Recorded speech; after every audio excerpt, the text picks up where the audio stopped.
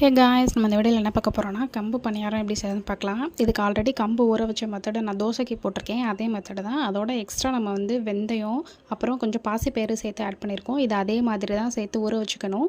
1/4 kilo கம்பு, உளுத்தம்பருப்பு, 50 கடலப்பருப்பு, தேவையான அளவுக்கு வரமிளகா சேர்த்து நைட்டே ஊற வச்சு நம்ம கழுவி அரைச்சி வச்சுக்கணும். தேவையான அளவு உப்பு போட்டு நம்ம அரைச்சிக்கணும். கம்பு தோசைக்கு என்ன பண்ணமோ அதே மெத்தடு தான் இதுக்கும்.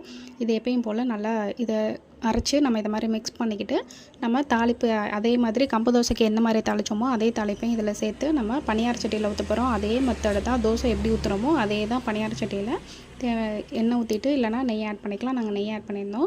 இதை ஊற்றி நம்ம 2 பக்கமும் நல்லா வேக வச்சு எடுக்கணும். இது கொஞ்சம் நல்லா உள்ளேயும் நல்லா வேகணும். ஸோ கொஞ்சம் சிம்மில் வச்சு நல்லா வேக வச்சு எடுத்தோம்னா கம்பு பணியாரம் ரெடி ஆயிரும். இதுக்கு சைடிஷ் நம்ம தக்காளி சட்னி, தேங்காய் சட்னி எது வேணாலும் வச்சு சாப்பிட்டுக்கலாம். கண்டிப்பாக அதை ட்ரை பண்ணி பாருங்கள். வாரத்துக்கு 2-3 நாள் கம்பு சேர்க்கறது நல்லது. ஸோ கண்டிப்பாக இந்த பணியாரத்தை ட்ரை பண்ணி பார்த்துட்டு உங்களோட கமெண்ட் எங்களுக்கு சொல்லுங்கள். தேங்க்ஸ் ஃபார் வாட்சிங்.